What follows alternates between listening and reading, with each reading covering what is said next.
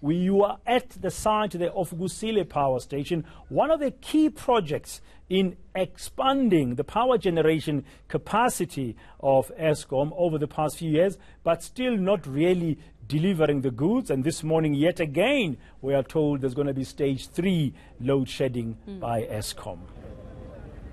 Yes, morning partner, indeed. Kusile identified as one of the culprits that might be responsible for where we find ourselves in the dark this morning as well. Kusile and Medupi, you'd remember, are the two. And just looking at what Minister Pravin Gordhan has had to say, and just yesterday during the debate on the State of the Nation address, he had a speech prepared, but as we know, he didn't get to give it because of time constraints. So just an idea as to what he had to say about Kusile and Medupi, that these were the wrong choices that were made, the wrong designs were actually introduced, and that these power plants are actually just not performing. In terms of costs, yes, we know we've been asking the questions for many years, how much money is going into this, but why are we not seeing the returns at the end of all of this? He says that the costs have escalated, they are 3 times higher, and they are 7 years late, and they trip regularly. He says they were meant to add substantial generating capacity to replace the older power stations, and that they are underperforming.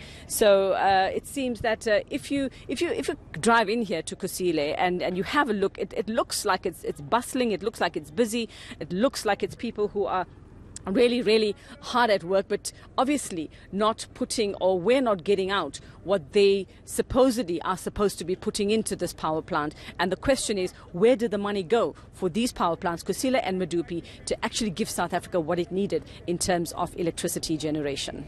Now, coming back to today, stage 3 of load shedding. Eskom saying it might last until 11 o'clock tonight. I understand you've had a conversation with Kusile, with the ANC, the Eskom spokesperson, Khulu Phasiwe. Yeah. As we were on the road just after 5 o'clock this morning, I texted him because I understand he wasn't well yesterday, just to ask where we are. And he says, yes, they are at stage 3. It continues today, like you said earlier, from 8 this morning in just a few minutes' time until 11 o'clock tonight. He says the problem is, and if you remember Andrew Etzinger telling us yesterday, they had about 3 more units that needed to come back online. 2 they expected yesterday, the 3rd one today. But it seems that as they get those units back online, they have what Khulu refers to as slippages. He says where the units are tripping after being brought back online. And then, of course, you add in the problem of the diesel and water reserves that are low at the moment, and also diesel for their massive generators as well. So as we know, they say they're hoping to get this sorted out maybe by tomorrow. But also their bigger concern is now COSATU's call for a nationwide strike. And we understand that the workers who are busy working on these units are not allowed to go and join this protest action, but they are concerns that if Eskom workers do join the protest, this definitely will hold things back. But he does say that they have some contingency plans in place, and they're hoping that this will not affect their operations, although it might to some degree. So as far as we know, load shedding for now is still a reality. It might still be that candlelit Valentine's Day dinner tomorrow. Yeah, so you don't have to work very hard to make it romantic. It is just what it is.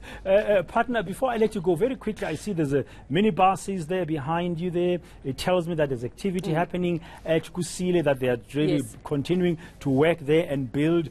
Just paint a picture for our viewers. I mean, what have you seen since you've been there? What's going on, just at a high level? You know, when our cameraman Tommy and I first drove in at the other side of where we were at a different entrance this morning, and it's quite impressive, I must say. It really is quite impressive when you stand on higher ground. We're a bit on lower ground now, the other side of Kusile. But when you're on higher ground, I mean, it's very impressive. You see these plumes of smoke coming through, and it's just a massive building on that side. And people in and out, and some strict rules as well for getting into the plant for the workers. I mean, we were stuck there. We came in and they said, no, we can't let you out until 7 o'clock. So you have to wait because traffic is a bit heavy. We use all the lanes just for incoming traffic.